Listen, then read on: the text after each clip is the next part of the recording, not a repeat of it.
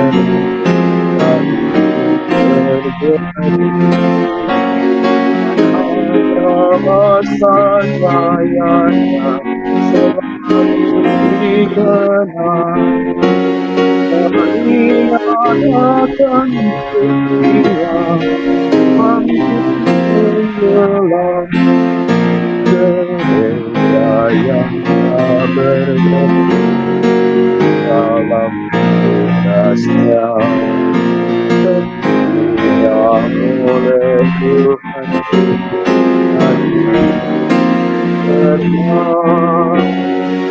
Tuhan tolonglah, Tuhan tolonglah, apalagi kau semua kuasa telah, ya Tuhan tolonglah.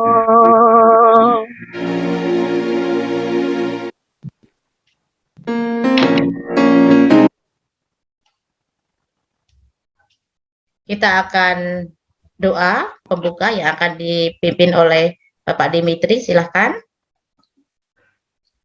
Dalam nama Bapa dan Putra dan Roh Kudus. Amin. Allah pencipta langit dan bumi, serta segala sesuatu yang ada di dalamnya, Engkau menciptakan kami berdasarkan citra-Mu dan memberikan tugas serta tanggung jawab kami untuk menjadi pelayan bagi sesama dan ciptaan lainnya. Engkau menganugerahi kepada kami matahari, air, dan tanah yang memungkinkan kami hidup sampai saat ini. Bukalah akal budi kami dan sentuhlah hati kami, supaya kami dapat menaruh perhatian terhadap anugerah yang Engkau berikan, agar kami sadar bahwa segala sesuatu yang Engkau berikan bukan hanya milik kami, tetapi juga diperuntukkan bagi ciptaan lainnya dan generasi mendatang.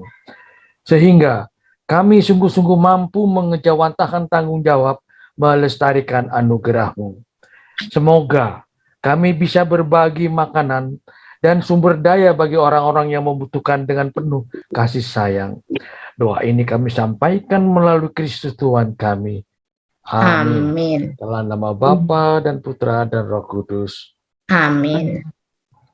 Baik, kita bersama bagi ekologi. Kita akan melihat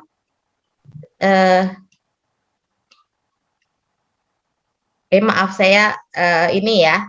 Sebentar, Cien, tadi saya salah bacanya ya. Pengantarnya itu, maaf ini kecepatan. Pengantarnya itu bahwa tema APP tahun 2022 adalah memulihkan kehidupan dengan ajakan bumi kita sejahtera. Tema ini dipilih dengan dua pertimbangan, adanya pandemi COVID yang telah terjadi, yang dampaknya luar biasa dalam berbagai bidang kehidupan, kemudian karena itu perlu pemulihan segera, terpadu, global, inklusif. Kedua, pemulihan yang dilakukan bukan hanya untuk saat ini, tapi juga perlu membangun hidup masa depan yang lebih sehat, lebih sejahtera, adil, dan regeneratif. Paus Fransiskus mengajak umat beriman menghadapi dan mengatasi pandemi ini dengan melakukannya dalam terang Injil. Keutamaan-keutamaan iman dan prinsip-prinsip ajaran sosial gereja kita. Kita semua dipanggil oleh Yesus untuk terus mewujudkan karyanya, yakni karya penyembuhan dan penyelamatan, baik secara fisik, sosial, maupun spiritual. Pemulihan dari pandemi merupakan tanggung jawab bersama yang melibatkan semua pihak dan semua orang untuk melakukannya. Baik, Ibu Yeyen, sekarang diulang lagi, menyadari dampak dan tantangan kita. Silakan Ibu Yeyen. Oke, Ibu. Menyadari dampak dan tantangan kita. Melihat lingkungan hidup artinya membicarakan tentang tempat tinggal kita bersama. Adanya pandemi COVID-19 ini semakin menunjukkan bahwa ada masalah dalam lingkungan hidup kita. Kita melihat dan merasakan sendiri bagaimana perubahan lingkungan telah terjadi dan berdampak langsung pada kehidupan kita. Kerusakan bumi dan lingkungan hidup tidak tanpa alasan. Kita merasakan sendiri, bumi menjadi semakin panas, banjir, serta adanya pencemaran udara, air, dan tanah, serta munculnya berbagai penyakit baru. Adanya kerusakan itu akan menimbulkan dampak negatif yang nyata bagi kehidupan kita. Dengan adanya lingkungan hidup yang tercemar lalu rusak, maka hal ini menjadi ketidakadilan bagi ekologi. Pandemi berdampak pada seluruh segi kehidupan, antara lain, 1. Kasus semakin menurun, tetapi tetap harus waspada, karena dapat naik kembali. Pengangguran masih bertambah, disertai kesempatan kerja menurun. Sampah dan limbah medis bertambah.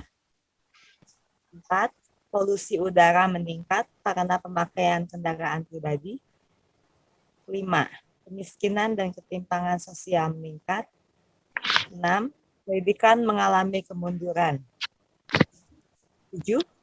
Virus-virus yang ada terkait dengan campur tangan manusia yang tidak terkendali dalam keseimbangan ekosistem alam bisa meningkatkan virus baru yang mungkin lebih berbahaya.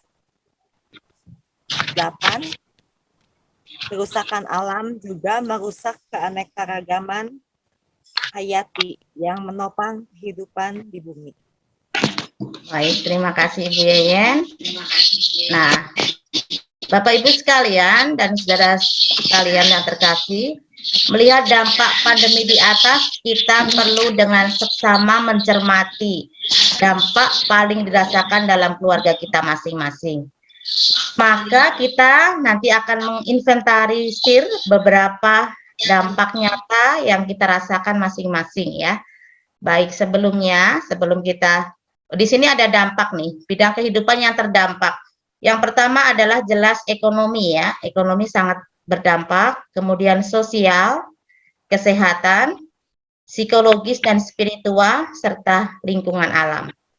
Baik, sebelum kita nanti akan sharing, akan nanti mengisi dampak-dampak bidang kehidupan yang terdampak, ekonomi, sosial, kita akan lihat film dulu ya, untuk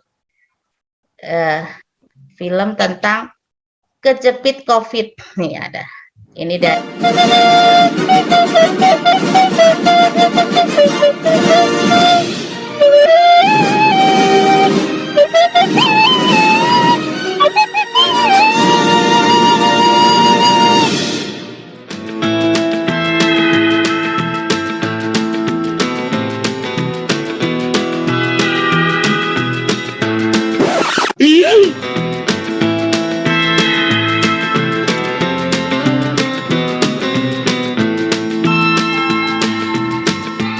Hai, aku Purno.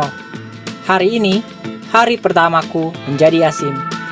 Mulai hari ini, aku siap melayani umat.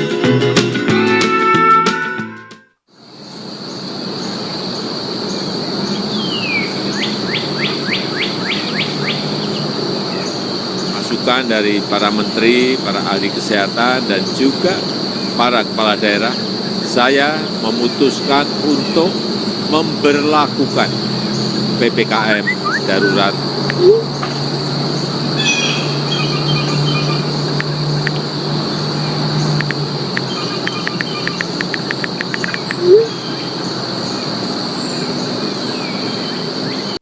baik, Bapak Ibu sekalian, tadi ternyata bukan COVID ya, hanya kejepit tangannya, tapi sudah digelembungkan bahwa COVID, dan hati-hati Ibu tadi yang apa? Banyak sekali apa omongnya ya, hati-hati ya COVID. Baik Bapak Ibu, kita akan sedikit sebentar ya. Saya akan coba, nanti kita akan inventaris ya Bapak Ibu sekalian, dengan mengisi di Padlet ya Bapak Ibu, akan saya share ini apa linknya ya. Nah, nanti Bapak Ibu yang nggak apa-apa yang tidak bisa isi di Padlet, nggak perlu isi di Padlet. Nanti kita akan bersama-sama mencoba mengisi ya, mengisi yang ada saja, yang bisa saja. Kalau yang tidak apa-apa ya. Kita akan coba untuk melihat Padlet kita. Dikunci. Oke. Dikunci nanti kunci unggul. Sebentar. Nah, kita akan lihat dulu yang pertama, bidang kehidupan yang terdampak. Ekonomi itu bagaimana untuk ekonomi? Apakah dampaknya apa bagi kita semua? Nah, silahkan Bapak Ibu yang sudah bisa membuka Padletnya boleh diisi ya. Silahkan. Disertakan namanya Bapak Ibu ya. Namanya dulu, kemudian jawabannya apa. Nah, Yang belum, misalnya yang belum bisa langsung aja misalnya di chat ya, di chat atau di chat ke saya atau langsung saja boleh. Silahkan mulai bukan bekerja ya, berdiskusi secara virtual ya. Silakan untuk mengisi dampak ekonomi dulu. Sertakan namanya ya Bapak Ibu ya. Sertakan namanya.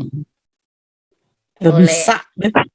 Nggak apa-apa Nggak yang bisa deh. belum nggak apa-apa. Nanti Nggak boleh bisa. saja langsung ya Ibu-ibu ya, Bapak Ibu yang Buat orang-orang kayak kita nih susah ya Bu ya, yang gua saya klik cicing wae diem aja gitu lah. Udah. Iya, Siapa Padim, yang apa Padim dampak ekonomi Padim coba Padim nanti saya coba tuliskan. Loh, saya jangan gimana nulisnya? Saya yang nulis diklik. nanti. Iya. Oke. Dampak ekonomi apa Padim? Dampak ekonomi yang terang, penghasilan menurun. Sebentar Padim. Eyang ya. Apa penghasilan menurun ya Padim ya? Penghasilan menurun, padahal barang ada banyak gitu. Menurun. Padahal barang banyak gitu ya. Iya. Siapa laus atau istri? Enggak, kita coba ya. Oke, ini Eyang sudah penghasilan menurun, padahal barang banyak. Oke. Ada yang lain silakan untuk mengisi yang ekonomi dulu. Pak Albert, silakan isi Padletnya Pak Albert. Albert, betul, kasih Albert. Siapa lagi yang akan mengisi ekonomi? Boleh seperti yang tadi juga ya. Konsumen berkurang karena PPKM. Ini siapa ini ya? Albert banyak PHK. Betul, Albert Agung ya. Pak Albert Setiadi. Oke.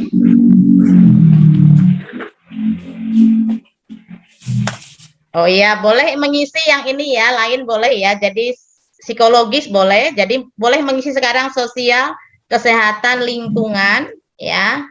Lingkungan alam. Silahkan.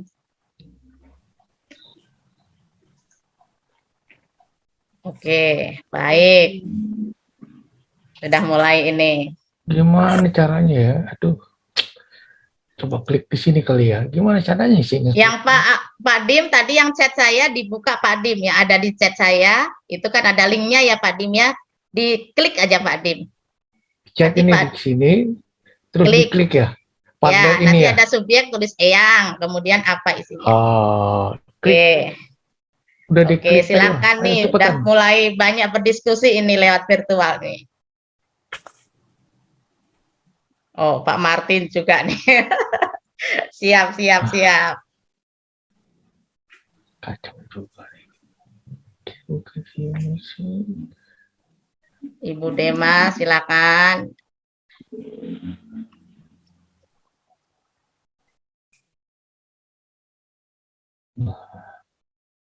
Oke, siap. Udah banyak yang merespon ini.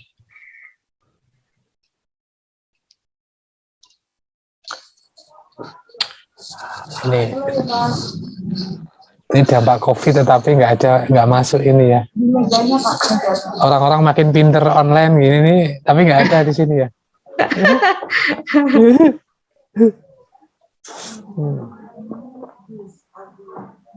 Oke, ini mulai nih semua berdiskusi nih secara virtual nih. Silahkan. Bu Acil, boleh Bu Acil? Nanti saya isikan Bu Acil. Belum bisa Ibu Isti. Gak apa-apa. Bu Acil mau yang mana ekonomi, apa dampak ekonominya Bu Acil? Boleh saya tuliskan nanti.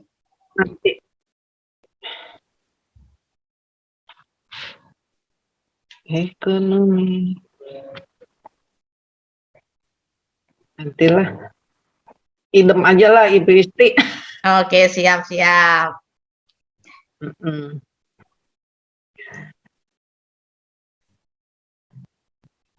Lingkungan alam belum banyak. Lingkungan alam.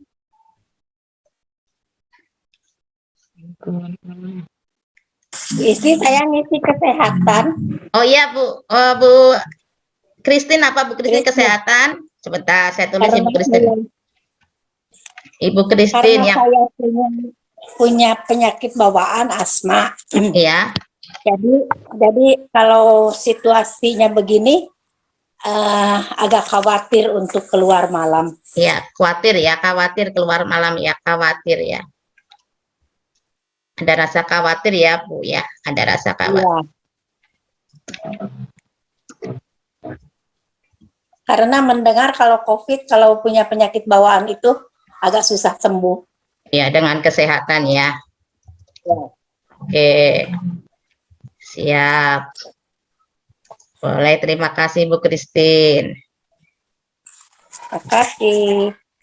Oke, banyak sampah masker. Oke. Paling kalau lingkungan alamnya banyak terjadinya banjirnya Ibu Kristi. Dari siapa ini? Dengan Ibu Acil ya? Iya. Ibu Acil. Jadi banyak apa Bu? Banjir ya? Banjir gitu. Banjir. Dan apa lagi Bu? Kayak lingkungan alam. Banjir ya Bu ya, saya publikasikan ya. Oke, Ibu Acil banjir. Oke, terima kasih. Iya.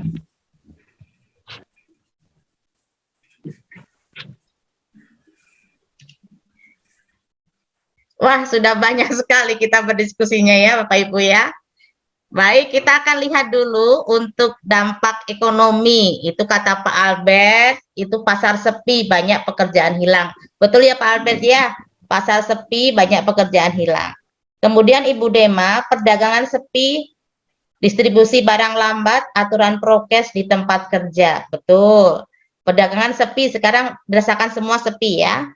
Kemudian Eyang, penghasilan menurun padahal barang banyak gitu.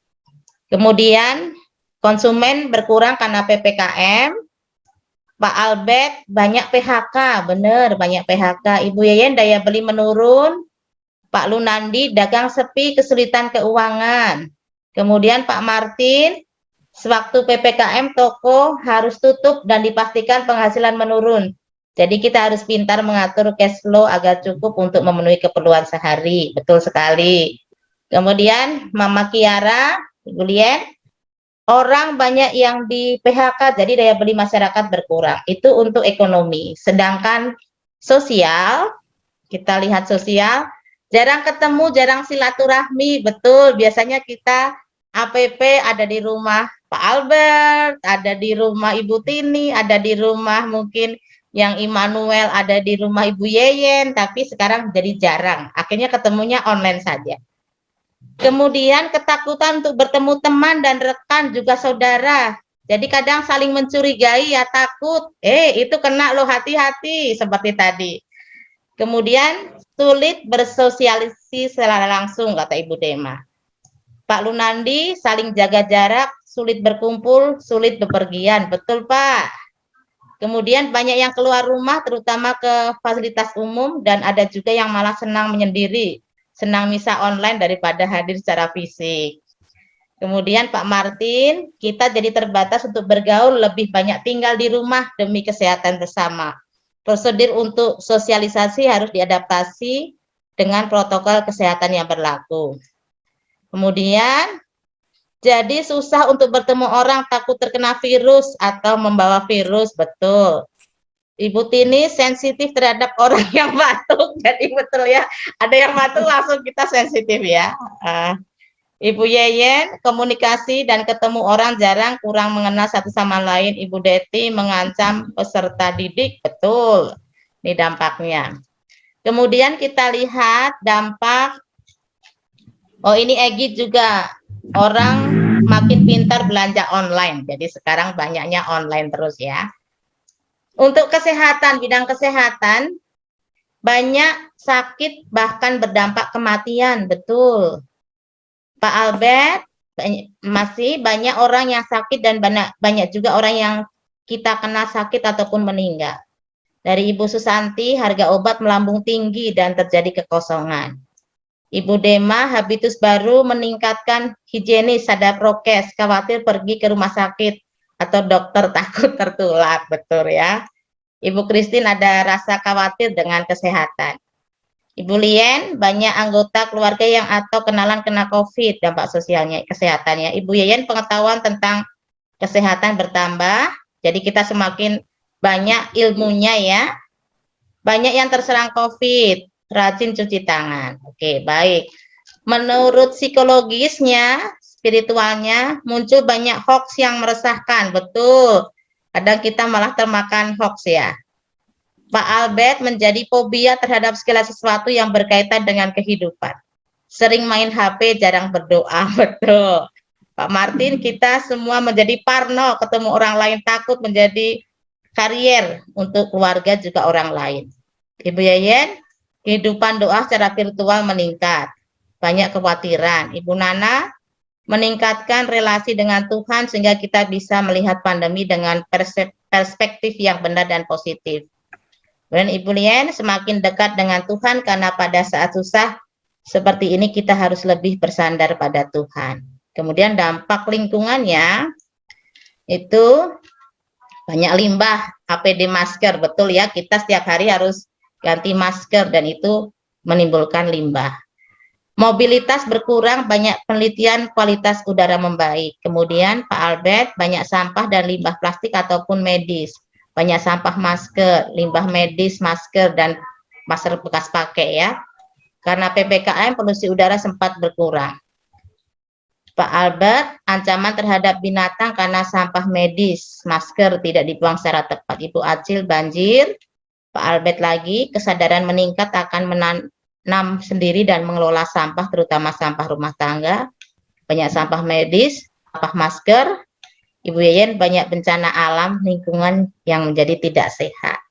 Itu tadi kita sudah sharing tentang dampak-dampak yang kita alami dan kita rasakan ya, baik secara ekonomi jelas, ekonomi kita ini ya sedang tidak baik ya, banyak pengangguran ya Pak Albert ya, Pak Albert Agung ya, banyak pengangguran, kemudian sulit mencari pekerjaan juga. Kemudian sosial, tadi kita relasi sosial kita juga berkurang, biasanya bertemu langsung, biasanya salaman, sekarang tidak boleh salaman ya, mungkin bertemu pun harus ya jaga jarak. Kemudian anjang sana atau silaturahmi juga sudah tidak kita lakukan lagi karena COVID ini. Kemudian kesehatan juga, bagi yang punya penyakit kadang takut, khawatir ya. Kemudian kita takut juga kalau pergi ke rumah orang lain juga takut kita membawa virus ya, dicurigai ya. Kata Bu Tini, batuk sedikit aja orang sudah wah kawat takut ya, padahal dulu kalau batuk pilek biasa ya mungkin ya, sekarang tapi batuk pileknya itu luar biasa, jadi orang batuk wah sudah dihindari, jangan deket-deket. Atau tadi ada yang panas sedikit, wah tidak, mungkin kita tidak budaya menengok juga tidak ada lagi karena ya tadi takut pembatasan. Secara psikologis dan spiritual tadi semakin banyak mungkin ya online yang dilakukan ya, doa secara online. Kemudian psikologisnya juga kita berdampak. Lingkungan alam juga dampaknya luar biasa karena banyak sampah-sampah ya, sampah masker, sampah APD yang itu juga menimbulkan bahaya bagi bumi kita. Baik, itu tadi tentang kita sudah menginventaris tentang dampak kehidupan, bidang kehidupan yang terdampak. Banyak sekali yang terdampak ya. Apalagi sekarang juga sudah mulai lebaran, harga-harga semakin Ramadan, mau Ramadan harga semakin melambung tinggi. Oke, baik, sekarang kita akan mendengarkan inspirasi dari kitab suci yang nanti akan dibawakan oleh sebentar Pak Egy ya. Oh, belum inspirasi, maaf belum ya. Ini dulu ya, kita akan lihat sebentar. Refleksi kateketis ya. Itu kita lihat dulu sebentar. Sebentar. Oh, inspirasi kitab suci dulu Ibu Nana, silakan Ibu Nana. Inspirasi kitab suci dari Amos 4 ayat 6 sampai 11. Sekalipun aku ini telah memberi kepadamu gigi yang tidak disentuh makanan di segala kotamu dan kekurangan roti di segala tempat kediamanmu, namun kamu tidak berbalik kepadaku. Demikianlah firman Tuhan, aku pun telah menahan hujan daripadamu. Ketika 3 bulan lagi sebelum panen, aku menurunkan hujan ke atas kota yang satu dan tidak menurunkan hujan ke atas kota yang lain. Ladang yang satu kehujanan dan ladang yang lain tidak kena hujan menjadi kering. Penduduk 2-3 kota pergi terhuyung-huyung ke satu kota untuk minum air, tetapi mereka tidak menjadi puas. Namun kamu tidak berbalik kepadaku. Demikianlah firman Tuhan. Aku telah memukul kamu dengan hama dan penyakit gandum, telah melayukan taman-tamanmu dan kebun-kebun anggurmu, pohon-pohon ara dan pohon-pohon jaitunmu dimakan habis oleh belalang. Namun kamu tidak berbalik kepadaku. Demikianlah firman Tuhan. Aku telah melepas penyakit sampar ke antaramu, seperti kepada orang Mesir. Aku telah membunuh terunamu dengan pedang pada waktu kudamu dijarah. Aku telah membuat bau busuk perkemahanmu tercium oleh hidungmu, namun kamu tidak berbalik kepadaku. Demikianlah firman Tuhan. Aku telah menjungkir balikan kota-kota di antara kamu, seperti Allah menjungkir balikan Sodom dan Gomora, sehingga kamu menjadi seperti puntung yang ditarik dari kebakaran, namun kamu tidak berbalik kepadaku. Demikianlah firman Tuhan.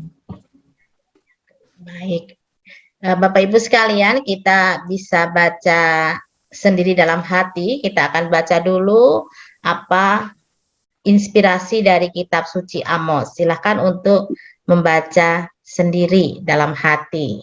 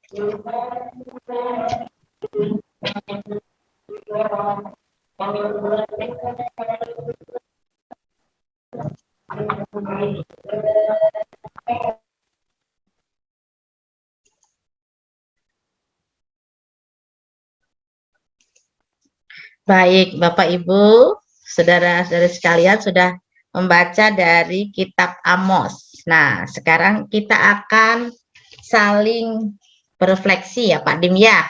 Saling berefleksi, kemudian kita akan menjawab. Ada 3 pertanyaan di sini. Ada 3 pertanyaan di sini. Yang pertama adalah, ketamakan sering menjadi kendala bagi kelestarian lingkungan hidup dan ketimpangan ekonomi. Hal apa saja bentuk ketamakan yang mengakibatkan masalah kehidupan dewasa ini, terutama masa pandemi? Silakan, ini kita akan bersharing bersama. Yang pertama dulu, pertanyaan pertama dulu, silahkan. Silahkan. Eyang mungkin memulai dulu. Eyang. Silakan yang lain dulu, saya ngikut dulu aja. Biasanya yang sepuh dulu. Ya, nanti kalau saya duluan panjang, saya tuh ngomongnya panjang. Oh, Yang nggak lain dulu, apa-apa. Manggawe. Kita mendengarkan kok, Eyang. Manggawe lah, yang lain dulu, Bu. Loh, Silakan. kan yang Ya. dipersilakan tuh biasanya yang sepuh dulu ya Pak Alfred ya. Yang sepuh monggo gitu. Nanti yang Sebetulnya kalau buat bicara ketamaan itu sih memang nggak usah masa pandemi, hari-hari biasa aja juga sudah tamak. Atau apalagi sekarang contohnya gara-gara minyak goreng aja, ini orang udah dibilangin cukup 1 kilo 2 kilo belinya, tetap itu semua takut, maunya dapat banyak, ketakutan ini, egois jadinya. Jadi ya begitu.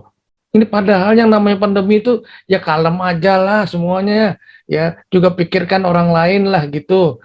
Kadang-kadang orang tuh mau dirinya sendiri yang mesti dapat, yang mesti sehat, yang mesti aman dan lain sebagainya. Itu kan ya kalau saya ngeliatnya ketamaan yang begitu gitu loh. Iya, Gitu iya, kan. betul. Udah segitu dulu, lanjut. Belum. Oke, terima kasih Pak Dim sharingnya, ketamakan ya. Ketamakan yang sering muncul tidak hanya ada masa pandemi ini Pak Dim ya. Sebelumnya juga kita kadang ada ketamakan ya. Itu baik, silahkan yang lain untuk sharing kita yang pertanyaan pertama.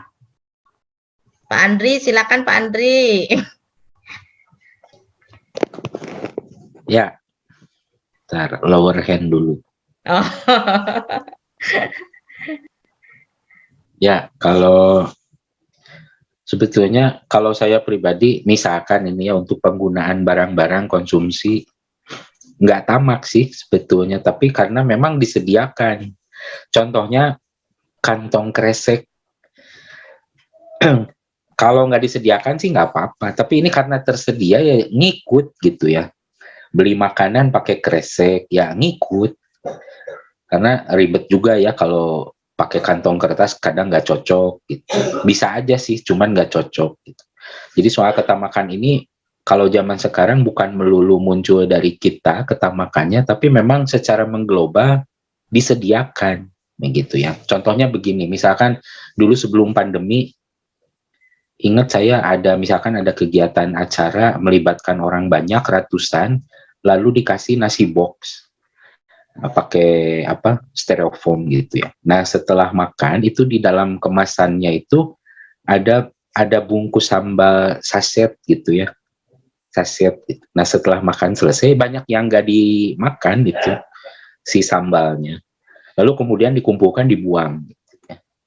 Buat si panitia nggak apa-apa karena udah masuk budget dan si peserta udah membayar, it's okay, lalu dibuang begitu saja tanpa dimanfaatkan. Nah ini jadi lebih ke mengglobal, kalau budgetnya ada, uangnya ada, masalah mau dipakai mau enggak, itu diabaikan. Nah itu yang terjadi sekarang. Tanpa sadar kita ikut jadi tamak. Dengan alasan, oh budgetnya segini, saya mampu bayar, ya udah saya ikutan. Gitu. Ketika kita ikut misalkan tidak mengkonsumsi sampai habis, contohnya aqua gelas yang seperti itu ya kita jadi ikut tamak sebetulnya, walaupun nggak ada niat dari awal, tapi mengglobal gitu, karena disediakan sama ya perekonomian yang terjadi. Begitu saja Bu Isti, terima kasih. Oke, terima kasih Pak Andri sharingnya. Ada yang lain mungkin untuk ketamakan yang sering menjadi kendala? Pertanyaan pertama ya, pertanyaan refleksi pertama. Silahkan, ya. Ibu Tanti. Ya Bu, kalau saya mungkin karena ibu-ibu, saya teh suka bingung ngelihat ibu-ibu pada suka beli baju nggak berhenti-berhenti, ya. Nah, bukannya apa-apa, menurut saya itu salah satu bentuk ketamakan. Kenapa? Karena tidak berpikir bahwa dengan kita mengoleksi begitu banyak baju yang sebenarnya berlebihan, sepatu, tas, ya. Sebenarnya di salah satu sisi kehidupan alam yang lain tuh dirusak karena yang misalnya secara clothes kain, baju ya itu tuh kan membutuhkan pengolahan ya, dan itu satu sisi pasti merusak lingkungan di mana si kain baju tersebut itu dibuat, sehingga itu berakibat ekonomi di tempat tersebut tuh kalau kitanya enak dapat baju baru, beli segala, tapi mereka hancur lingkungan. Nah, itu tidak terpikir seperti itu. Nah, menurut saya kenapa sih kita jangan tamak jadi ibu-ibu, pakai secukupnya lah segala sesuatu. Ya mungkin termasuk juga kalau saya melihat kayak seragamnya sebelum pandemi, saya melihat aduh ya ampun yang namanya itu seragamnya segala disaragamkunya naon saragam naon kudu bareng gitu. Itu tidak berpikir. Nah mungkin maaf kalau saya orangnya apa adanya ya, tapi menurut saya itu adalah bentuk ketamakan. Ya istilahnya kalau cukup ya cukup yang besar gitulah. Pakai wenu ayah. Ya sehingga orang lain akan jadi lebih berdaya karena kitanya sederhana. Mungkin itu, Bu. Oke, terima kasih Bu Tanti. Baik nih, ada yang lain mungkin sharing kita? Silahkan angkat tangan. Boleh, silahkan lo. Pak Albert, mungkin Pak Albert sudah senyum-senyum Pak Albert atau Bu Yeyen. Saya berpikir yang ketamakan tadi itu ya, memang manusia tuh sifatnya sakah, tamak, itu tidak bisa dipungkiri ya, banyaknya umumnya begitu. Memang dengan segala kesadaran kita harus membatasi itu. Emang bisa berefek sih untuk jadi rasa untuk berbagi dengan sesamanya jadi berkurang.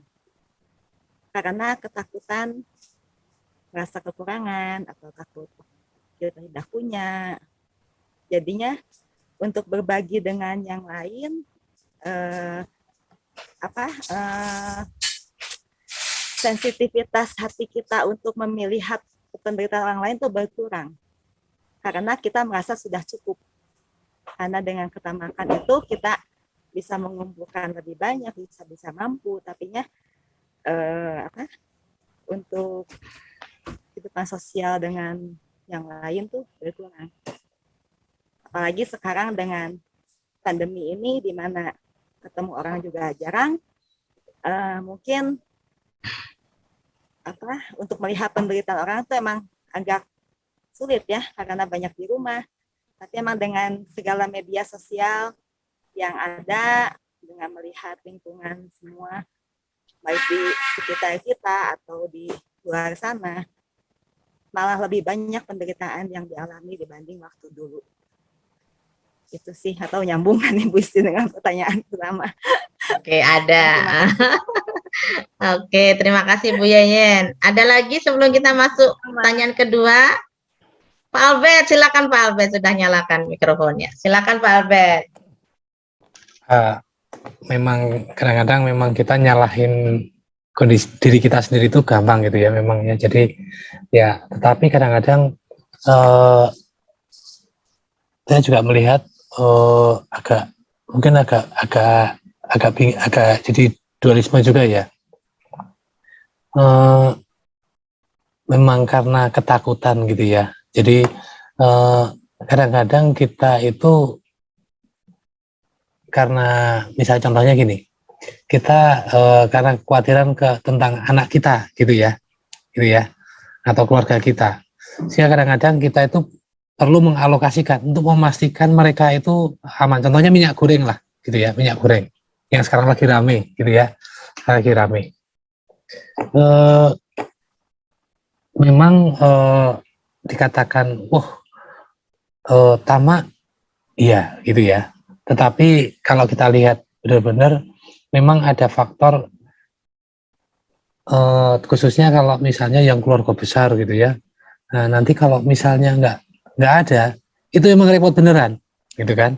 Jadi berawal dari ketakutan, gitu ya. Nah, kenapa ketakutan? Karena memang iklim di kita kondisinya begini nih.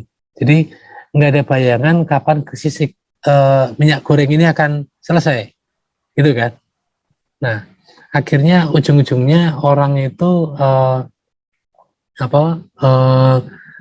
ya gimana caranya biar kita survive gitu ya. Itu sangat manusiawi banget lah gitu ya. Nah, pada saat kita rebutan minyak goreng itu yakin yang di Amos tadi udah lupa lah ya gitu ya. Jadi kalau di Amos tadi kan mengatakan bahwa semuanya akan sudah disediakan. Tapi ya memang begitulah kondisinya ya. Kalaupun kita memang harus dibuatkan posisi contohnya lah. Bukan hanya soal makanan gitu ya. Tapi misalnya ini kalau nggak PPKM, kita bisa melihat pada saat sekitar tanggal 14 Juli gitu ya. Besok masuk itu toko Sumatera itu baju merah putih gitu kan, wah itu udah berantakan gitu ya. Jadi memang ada faktor karena memang ketakutan gitu kan, nggak kebagian gitu kan. Nah apalagi terutama orang tua yang mikirin anaknya gitu kan, itu jadi hal yang baru. Jadi memang ini tantangan bagi kita, gimana caranya kita bisa ngatur ketakutan kita ini bisa lebih lebih bisa tertata, janganlah terlalu takut lah gitu kan. Tetapi tetap misalnya contohnya minyak goreng gitu ya, baik lagi ya, karena ini sangat manusiawi ya, dan ini memang perlu orang-orang seperti Eyang itu yang bisa kalau kayak aku gitu kan, misalnya istriku Deti bilang, wah minyak susah di Garut gitu kan. Nah itu udah otomatis kan, kalau di Jakarta gimana caranya aku beli minyak untuk dibawa Garut biar di Garut aman anak istriku gitu kan itu. Nah hal-hal yang kayak gitu itu yang memang jadi tantangan kita bareng-bareng, mencari seperlunya, seperti kata ibu-ibu semuanya tadi, semuanya ngomong intinya semuanya nyari seperlunya. Nah itu yang kita perlu arrange. Nah mengurangi ketakutan dan cari seperlunya. Mungkin tambahan dari saya itu ya. Oke, terima kasih Pak Albert. Baik, ada tambahan lagi tidak untuk pertanyaan yang pertama? Kalau tidak kita masuk pertanyaan kedua ya. Ini pertanyaan kedua, apa pesan kitab suci di atas berkaitan dengan kesusahan yang dialami manusia? Ini ada ahlinya kitab suci Pak Hanafi nih, silahkan. Mikrofonnya dinyalakan. Atau yang lainnya silahkan ya. Untuk pertanyaan yang kedua, pertanyaan refleksi yang kedua. Yang gimana Yang? Ya, begini. Begitu, dengarkan Ya, Yang dulu ya. Kalau saya melihat dari sisi itu, artinya sebetulnya Tuhan itu sudah memberikan semuanya itu sebenarnya tidak milih-milih, ya, tidak milih-milih. Mau ngasih rezeki juga nggak milih-milih, ngasih hujan nggak milih-milih, segala macamnya. Nah, kemudian kalau bisa itu kemudian kembali dikaitkan dengan ketamaan tadi, nah itulah yang kemudian menjadi persoalan. Memang kita bisa berdebat panjang dalam masalah soal ketamaan, soal kebutuhan, dan lain sebagainya. Persoalannya adalah, saya menjadi teringat kepada soal yaitu yang dimana kita kalau memberikan sesuatu itu bukan dari kelebihan, tapi dari kekurangan. Nah artinya, keegoisan itulah yang kemudian ya menyebabkan, menurut pendapat saya pribadi, dalam segala bidang, secara umum, secara spiritual dan segala macamnya, keegoisan itulah yang menimbulkan segala macam itu. Ya, jadi ya beginilah yang saya bilang. Jadi apapun menurut pendapat saya, walaupun kemudian kita bisa excuse ya, itu kan karena ekonomi, ketakutan buat anak-anak, dan lain sebagainya. Sekarang kita mikir orang lain nggak? Gitu loh. Sekarang di situ persoalannya. Sekarang kita mikir orang lain nggak? Kalau kembali kan, kalau kita perdebatkan masalah-masalah, sekarang kalau ada barang sedikit, orang cenderung apa? Buat dirinya sendiri kan? Ada nggak mau kemudian membagikan buat biar buat dia dulu deh, biar ini. Ada nggak seperti itu? Ini saya kira sudah umum. Jadi masalahnya memang rasa egois tadi yang kemudian akan menimbulkan, ya itu tadi, menimbulkan karena ada Tuhan menciptakan kita juga dengan rasa dengan sifat-sifat tamak segala macam, sifat egois segala macam yang kemudian tidak bisa dikontrol. Ya begitu jadinya. Gitu. Padahal Tuhan memberikan semuanya, memberikan sesuatu bukan hanya buat kita, buat orang yang lain juga. Gitu. Gitu kata saya. Betul, kata Eyang. Sejuk mendengarkan Eyang ya. Baik, ada lagi tambahan mungkin pesan kitab suci berkaitan dengan kesan yang dialami oleh manusia? Wisti, mungkin? tambahin dikit. Ya. Tambahin dikit. Oke, Pak Palma dulu ya. Siap. Istilahnya kalau yang Pak Eyang, yang Eyang ngomongin tadi itu, kalau istilah kekiniannya adalah me time yang kebablasan. Me time kebablasan. Manusia diberikan me time katanya, tapi harusnya kan manusia juga diberi akal budi. Ya. Nah, harus seimbang. Itu yang tadi Eyang bilang, itu yang saya ngerti persis yang disarikan oleh Eyang tuh seperti itu. Jadi me time itu kan sebenarnya hak manusia atas diri sendiri. Iya. Itu sebenarnya sifat tamak. Tapi tamaknya, kalau tamak itu adalah me time yang bablas. Udah nggak ngelihat orang lain, pokoknya buat namanya juga me. Nah, ya, itu aja Bu Isti, makasih. Oke, baik. Mbak Nami mau memberi tambahan pesan kitab suci? Saya mencoba berbagi saja gitu ya. Kalau saya melihat sebetulnya Tuhan itu sudah memberikan yang terbaik untuk kita manusia gitu ya. Tetapi memang kembali pada diri kita masing-masing sejauh mana kita bersyukur ya. Karena bersyukur itu kan penting sekali gitu ya. Nah, kesusahan yang terjadi pada manusia saat ini kan sebetulnya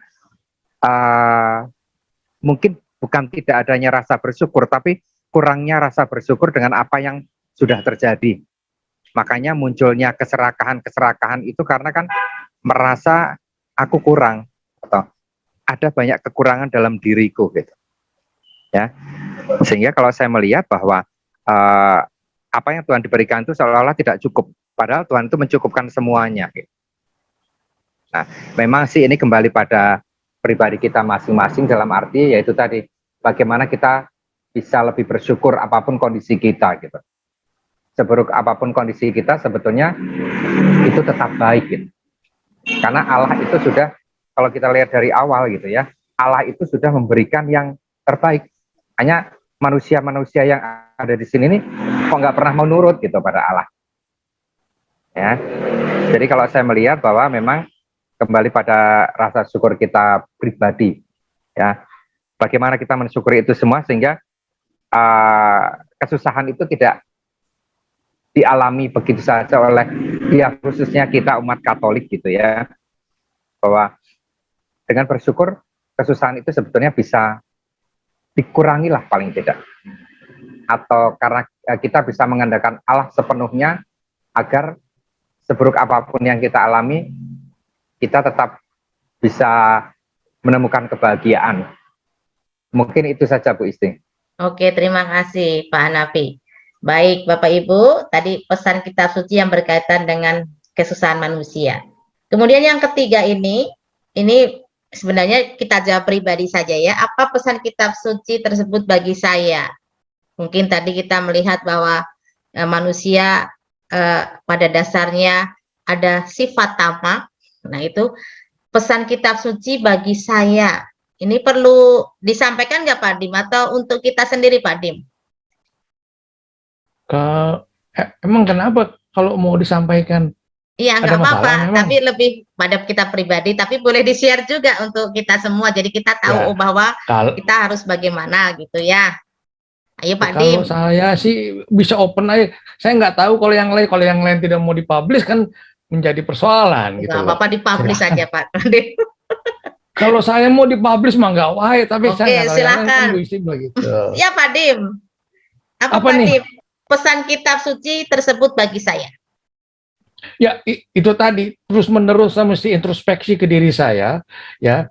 Kemudian seperti tadi juga sudah diutarakan oleh Mas Hanafi segala macamnya, bersyukur dan segala macam. Artinya sebaiknya makin lama yang bersyukur itu bukan hanya dalam mulut gitu loh, tapi betul-betul di dalam hati.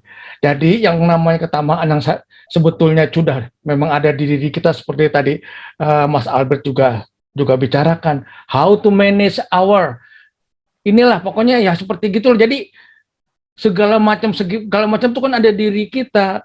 Kalau saya ngelihatnya seperti itu, bolak-balik, ya kemudian kita introspeksi diri kita, mengontrol diri kita, dan terus menerus yaitu ya bersyukur tapi bersyukur dengan secara lebih benar. Menurut pendapat saya, buat diri saya. Orang lain masih bodoh teuing, jangan ngerti. Masih bodoh teuing, iya, kita juga. Kan buat saya kan itu bilang. Ayo, mangga yang lain silakan juga. Jadi kalau saya juga setuju dengan pendapat yang bersyukur. Apapun yang kita terima bersyukur ya. Hari ini mendapatkan sesuatu makanan dikirim singkong bersyukur ya, karena kita bisa menikmati gitu.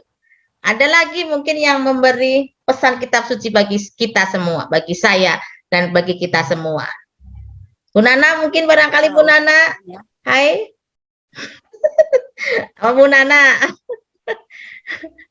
Ya, pesannya harus lebih peka lagi terhadap situasi. Jadi seperti Tuhan itu menegur kita agar lebih ditingkatkan lagi imannya. Itu aja. Oke, terima kasih. Yang lain mungkin tambahan Mama Kiara ada, Pak Martin ada, Ibu Deti, Ibu Tini. Silahkan Ibu Shelly. Silakan untuk menyampaikan pesan kitab suci bagi saya. Kalau Sarwa dengan Pak Dim ya kita sama Pak Dim. Ada yang lain mungkin. Pak Andri mungkin, Pak Andri. Ada Pak Andri? Saya Bu Isti. Oh iya, Bu Dema, silakan Bu Dema. Kedengaran ya suaranya? Kedengaran jelas, iya jelas. Kalau buat saya, kalau dari yang kitab suci tadi, saya lihat sampai 5 kali ya ada kalimat pendeknya Tuhan tuh, kamu tidak berbalik kepadaku. Itu ada 5 kali diulang. Mungkin jadi kalau buat saya sih pemahamannya dengan segala perubahan yang ada di luar kita, misalnya ya bencana, apa segala Tuhan sudah kasih kesulitan apapun, tetap manusia itu tidak berbalik. Jadi seperti tadi dikatakan oleh Eyang, ya memang berangkatnya dari diri sendiri dulu ya. Yang penting apapun yang terjadi di luar sana, baik atau buruk, tapi yang penting dari dalam kitanya harus mendekatkan diri kepada Tuhan. Ya gitu aja Bu Isti. Oke, terima kasih Bu Dema. Jadi dari diri kita ya. Jadi udah dikatakan berkali-kali ya Bu Dema ya, tapi kok manusia kadang berdegong ya, tidak mendengarkan ya. Oke, ada lagi yang tambahan? Egi, mau nambahin Egi? Tidak. Kok Pongpong, barangkali Bu Tini? Siapa-siapa ini? Bu Tanti mau nambahin. Bu Tanti, boleh Bu Tanti. Kalau saya setuju ya, ini kalau baca nih, ya betul, kita teh manusia yang sangat berdegong gitu ya, semua udah dikasih ya, dari segalanya, dari makanan, dari hujan, dari minum, dari segala kesehatan, Tuhan kasih, tapi ya karena tadi ketamakan, karena egoisme kita tidak menggunakan dengan baik, ya istilahnya mungkin dengan kesusahan saat ini tuh, saya kadang jadi berpikir ya, apa ini tuh cara kita juga kayak dalam tanda kutip membayar ya segala kesalahan kita sendiri gitu. Jadi istilahnya ya kesusahan yang kita sebabkan sendiri juga gitu. Jadi ya kita terima saat ini, betul tadi diterimanya tuh dengan cara muncul orang Sunda mah naon sih ngupahan manehna tuh dengan tadi belajar bersyukur, belajar untuk coba ngurangin rasa khawatir ya tadi yang tadi kada Pak Abed bilang, sehingga kita tidak jadi tamak, kita tidak jadi terbawa arus yang salah. Ya mungkin itu sih kalau saya sih pesan kata suci ada yang saya akui, saya geda bedegong ya manusia gitu Bu. Saya bisa geus nyaho bakal gitu ku Tuhan geus dibere nyaho anggar we. Ya. Jadi kudu tobat ya gitu mungkin. Itu aja. Oke, baik. Terima kasih. Kita tadi sudah bersharing tentang 3 pertanyaan. Sekarang kita masuk pada refleksi kateketis. Pak Igi, apakah perlu saya share atau ada bukunya Pak Igi? Enggak ada bukunya saya, Bu. Oh, nggak ada. Oh, kasihan ya. Belum dikasih sama Kokong. Oke, sebentar saya share dulu ya.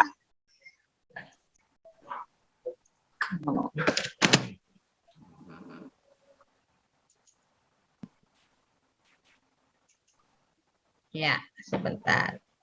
Ini dulu ya. Oke, kelihatan Pak Egi? Kelihatan, Bu. Oke, siap. Refleksi kateketis. Setiap pergumulan manusia dalam memenuhi kebutuhannya selalu berkaitan dengan upaya menggunakan berbagai sumber hayat di sekitarnya. Ada yang menggunakan berskala kecil, tapi juga ada yang berskala besar. Setiap penggunaan pasti mengurangi dan tidak menambah.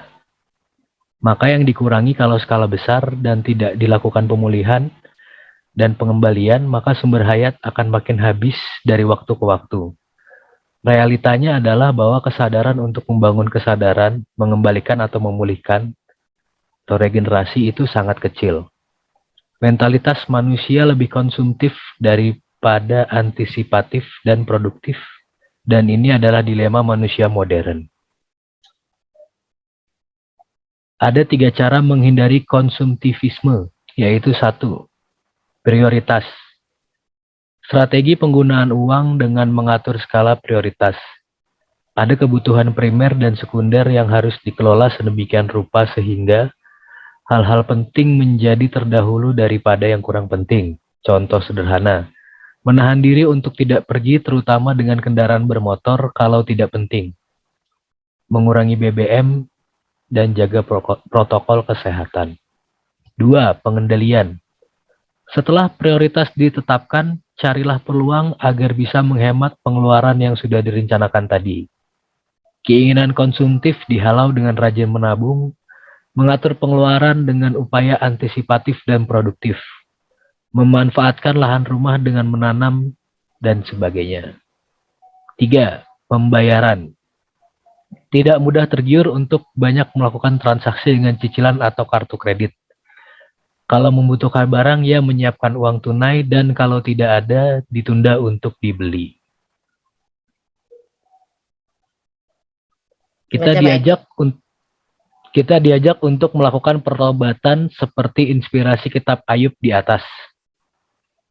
Kita harus kembali pada panggilan hakiki kita untuk memelihara kehidupan mulai dari diri kita sendiri. Paus Fransiskus dalam ensiklik Laudato Si menekankan pertobatan ekologis. Bagaimana kita memulihkan kembali hubungan yang harmonis dengan alam. Setelah sekian lama merosot karena gerak maju modernitas. Ajakan tersebut tidak bermaksud bahwa kita harus bersikap konservatif untuk menolak kemajuan. Tetapi lebih tepat bagaimana kemajuan ilmu pengetahuan tetap bersinergi dengan kesadaran peduli lingkungan. Tanggung jawab terhadap bumi milik Allah ini menyeratkan bahwa manusia yang diberkati dengan akal budi, menghormati hukum alam dan keseimbangan yang lembut di antara makhluk-makhluk di dunia ini. Intinya, ada tantangan yang harus dilalui untuk memulihkan kehidupan selama masa pandemi. Mentalitas konsumtif versus antisipatif dan produktif. Membangun kesadaran memulihkan menjadi habitus baru. Oke, baik. Terima kasih. Sekarang kita masuk pada niat dan aksi. Menginventarisasi apa saja yang bisa dikerjakan bersama dalam rangka menjaga stabilitas ekonomi dan solidaritas terhadap keluarga terdampak. Silahkan ini niat aksi kita.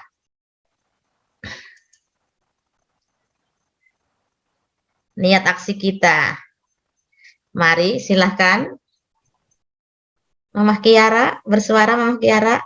Mana Mama Kiara? Baik, kita akan menginventarisasi ya, apa saja yang perlu dikerjakan atau niat-niat aksi kita. Apa ini ya? Ingat mengisi kotak APP, Bu. Salah satunya untuk bersama. Oke, baik. Kotak APP jangan lupa gitu ya. Niat aksi kita apa ya dalam pertemuan ini, dalam menginventaris yang dikerjakan bersama dalam menjaga stabilitas ekonomi dan solidaritas terhadap keluarga terdampak.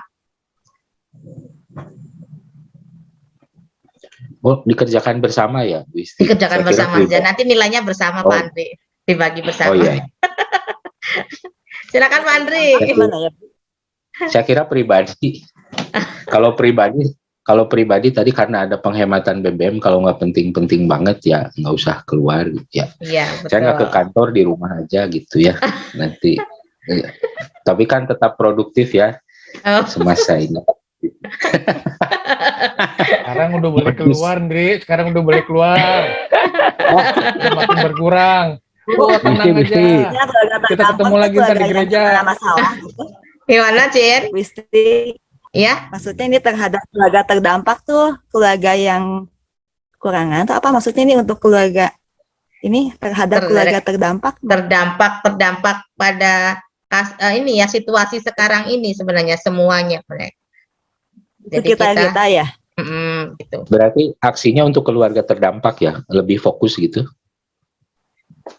Sebenarnya pada keluarga terdampak, pada kita semua sebenarnya terdampak juga ya. Gitu maksudnya. Pada situasi seperti ini ya, Ibu Tanti ya, maksudnya begitu ya. Iya, jadi pada situasi seperti ini, tadi niat kita kan tadi sudah kita disegarkan oleh bacaan kitab suci, kemudian kita ada sharing tadi. Ya, Pak Albert. Tambahin dikit. Mungkin keluarga terdampak memang betul. Kalau ngomong terdampak, pandemi ini itu berdampak terhadap semua orang, ya, semua keluarga. Cuman kalau saya ngelihat di sini yang hubungannya adalah terdampak secara signifikan, ya, mereka-mereka yang ter-PHK, mereka-mereka betul yang jualan sampai tutup karena tidak laku ataupun omsetnya yang turun drastis atau ya hal-hal seperti itulah yang mereka orang-orang ataupun keluarga yang mengalami penurunan skala ekonomi secara drastis ya mungkin tuh. Dan tidak punya tabungan, Bu. Mungkin yang kita lihat tuh adalah mereka yang betul-betul tidak punya tabungan sehingga terdampak secara istilahnya ya kalau bilang kelaparan tuh mereka kelaparan gitu, yang dari sehari 3 kali mungkin sekarang cuman 2 kali bahkan semakin mengurangi. Ya mungkin saya ngelihatnya di situ ya. Kalau ditanya apa yang menjadi solidaritas, jangan berhenti berbuat baik. Walaupun mungkin kita juga terdampak, pendapatan kita tuh banyak berkurang ya. Tapi tetap lakukan. Karena kita mah masih bersyukur, masih bisa makan, masih bisa begini ya, masih bisa begini. Banyak sekali sekarang ini yang, aduh untuk makan aja nggak bingung gitu ya, mau gimana ngasih makan anaknya. Jadi kita jangan takut lah kalau ngasih tuh bahwa kitanya juga akan berkurang, ya memang udah kurang, tapi no problem, itu kita masih bisa makan gitu ya, it's okay. Nah, terus yang kedua yang saya mungkin mengusulkan adalah Bunda Maria sendiri berkali-kali dalam penampakan di Fatima dimanapun tuh mengatakan hal ini tuh semua terjadi, baik perang, baik kelaparan, baik penyakit sampar, baik segala. Nah, saya kira sudah saatnya sebagai orang Katolik kita betul-betul rajin rosario untuk kayak apa ya, menamengi ini supaya tidak semakin memburuk. Itu sih Bu, kalau saya mah. Baik, kekuatan doa ya. Pak Egi, ya. Angkat tangan tadi ada apa? Silakan Pak Egi. Mau Ya Bu, berbicara? tadi saya sebenarnya mau aksi yang paling nyata yang tadi kebetulan juga saya baru baca gitu kan. Kayak apa konsumtif kayak gitu. Kalau saya sih aksi nyatanya kayak gini sih Bu ya. Kita mungkin ngurangin makanan-makanan yang bahan bakunya tuh sebenarnya kalau kita nggak sadar itu ternyata bukan dari sini gitu. Kayak mie instan atau mie lah. Tepung terigu kan Indonesia nggak produksi gandum, jadi kan pasti semuanya impor. Apalagi sekarang Ukraina itu kan dia pemasok tepung terigu nomor 2 setelah Australia kan. Ini lagi perang, jadi yang seneng Indomie goreng hati-hati. Yang seneng Indomie goreng, yang seneng ya mie itu hati-hatilah karena tepung terigu bakal berkurang karena Ukraina lagi perang gitu kan. Jadi kalau saya sih lebih aksi nyatanya ya itu mengurangi, kan pas nih APP gitu ya, mengurangi kesenangan kita gitu kan. Jadi kita mengurangi apa yang kita senangi, sekalian kita juga ada kontribusinya buat lingkungan lah. Kalau kita ngurangi konsumsi Indomie mungkin kan ya nanti konsumsi tepung berkurang atau gimana, itu kan lain cerita ya. Itu yang pertama. Terus yang kedua, kalau saya sih aksi nyatanya kayak kalau misalnya saya perlu bepergian di bawah 500 meter, itu saya nggak pakai motor tapi saya jalan kaki. Itu soalnya kadang-kadang kalau misalnya sering lihat di gereja tuh ya, kalau misalnya saya lagi parkir motor di gereja terus saya mau ke Ramayana gitu kan, saya tuh sering diketawain, ngapain ke Ramayana jalan kaki, padahal itu kan dekat. Maksud saya yang kayak gitu-gitu tuh kecil tapi ada dampaknya. Gitu sih kalau dari saya, mungkin kayak gitu aja dulu. Oke, terima kasih. Ada yang lain? Say no to Indomie berarti ya Mas Egi-nya. Bukan seno Pak, kalau seno nanti saya dikira ini head speech ke Indomie tapi dikurangi. Oke, Saya tidak head speech terima. ke Indomie dan tidak head speech ke tepung. Nanti saya dimarahi Ko Fong Fong yang jualan tepung. Berdampak ya. Kok kena disenggol, senggol bos. Mantap. Mana buku saya, Ko Fong Fong? Udah kan kamu kan di pasar nggak diambil. Oke, ada yang lain mungkin? Atau cukup? Jadi kita niat aksi kita tadi, kita lebih kembali ke doa ya, doa terutama doa rosario ya Bu Tanti ya, itu kekuatannya dahsyat. Baik, Bapak Ibu sekalian, kalau tidak ada, kita akan tutup dulu dengan doa penutup.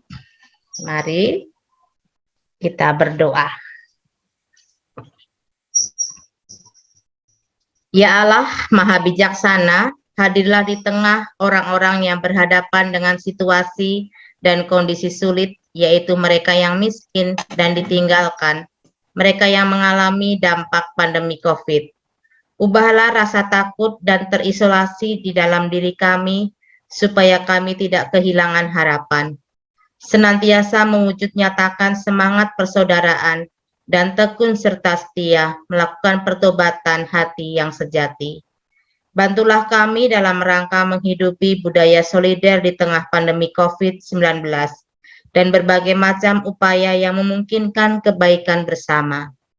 Semoga kami mampu menyadari keberadaan kami yang pada hakikatnya saling terhubung dan bergantung dengan yang lain, mendengarkan dan menanggapi cerita budi serta orang-orang miskin.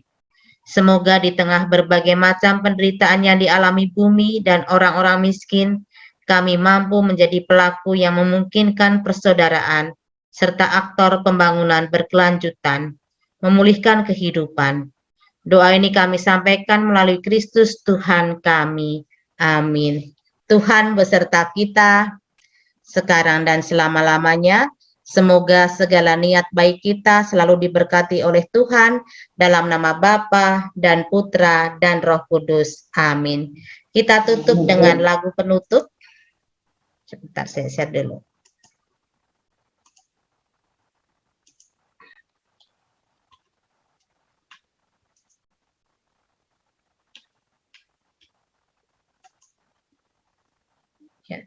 Ibu Tini, silakan.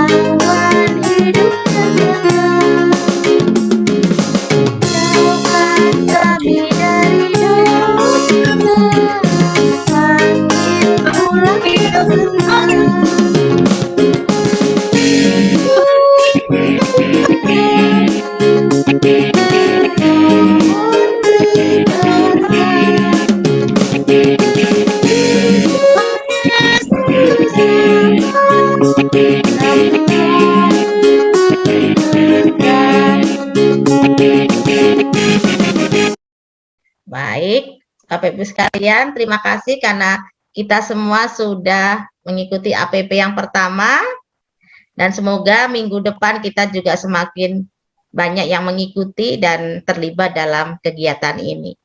Pak Andri mungkin ada yang disampaikan untuk tadi latihan KUR Sabtu Palma. Mungkin Pak Andri silahkan sampaikan di sini. Kemarin Bu Damayanti sudah menanyakan pada saya kapan lingkungan itu mau berlatih, lingkungan 3 lingkungan. Silakan Pak Andri. Ya, kapan mau latihannya saya open aja di sini, waktunya kapan, bisanya kapan, apa mau virtual atau tetap muka. Jangan virtual Pak, saut-sautannya nggak enak Pak. Saut-sautannya kalau virtual. Bukan, dites satu-satu, Egi dulu misalkan. Dites satu-satu malah pada malu Pak. Suaranya kelewat bagus. Gimana nih Pak Andri, mau latihannya kapan? Mas Egi solis gitu? Pak Egi solis, betul. Solis. Itu yang daftar bisa langsung pada bubar Pak. Bye-bye Pak, hati-hati Pak. Ya, kalau saya sih pasti setelah misa ya. Saya sih lebih suka di minggu. Minggu, betul ya. Nah, minggu setelah misa. Sabtu aja Pak. Sabtu. Minggu ini jangan minggu ini Pak. Kalau minggu ini saya nggak bisa. Jangan saya ya. Puisi. Ya. Kalau hari Sabtu misa tuh udah hari Sabtu tuh ada yang latihan KUR malam Paskah ya. Sabtu sudah misa Sabtu ya, itu. Kayaknya Sabtu ya. Apa udah misa Minggu aja sebentar kita kumpul. Nggak usah banyak, berapa kali lah nggak. Minggu gitu Pak Andri ya. Udah familiar juga sih. Ya, lagunya tapi nggak usah minggu ini juga nggak apa-apa, minggu depan lah. Minggu depan ya Pak Andri, masih cukup waktu ya? Oh masih udah gampang lah lingkungan Sisilia sama Immanuel mah. Trainernya kan luar biasa, tenang aja ya. Ya. Baik, jadi minggu mulai tanggal 20 Pak Andri ya? 20 ya? 20 ya. 20, terlalu aneh-aneh kan sih ya? Itu saja. Dan gimana Cien? Lagunya kan familiar juga ya. Ya lagunya nanti familiar juga, jadi mungkin latihan sekali 2 kali juga udah cukup ya. Udah cukup. Oh ya, siap nanti ya Pak Andri ya latihan. Kalau sorry, Tak Fongfong itu Ferennya bisa minggu kalau Feren. Feren bisa minggu Feren? Oh iya, ya. Fong bisa ya? Bisa minggu nggak Kak Fong? Feren ya? Pak Agus Sugianto. Pak Agus Sugianto. Bisa? Kayaknya nggak connect. Ya mungkin bisa kalian Pak Andri ya. Nggak apa-apa Bu, Cikajang diwakili Ko Fong. Iya siap. Itu aja ya. Jadi latihan KUR tanggal 20 ya setelah misa itu. Kemudian rapat lagi panitia kapan Pak Andri? Belum diagendakan. Besok lah. Besok ya, bisa nggak? Besok jam berapa? Besok malam. Jam berapa ya? Jam 7 malam lah. Atau jam 6? Jam 6 itu ada Jalan Salib. Oh iya, jangan. Jalan Salib misa malam. Oh ya, komplit. Jangan besok. Ya. Jangan besok. Nanti aja saya di grup panitia aja ya, karena ada beberapa. Mungkin tidak perlu rapat terbuka. Ya, siap. Oke, baik. Sebelumnya kita foto dulu yuk, Pak Andri. Open kamera dulu semuanya. Open kamera dulu. Ya, silakan, Ibu sambil Acil. Diminum dulu. Ya, minumannya ya. Nah, silakan. Ya, seadanya lah ya. Iya, diangkat. Oke, baik. Ada semuanya Ibu ada. Seli, Ibu Acil, silakan kameranya dibuka. Bentar, belum nih, sebentar, tunggu dulu. Bu Acil. Ya, Bu Seli sudah, Bu Acil, silakan kameranya.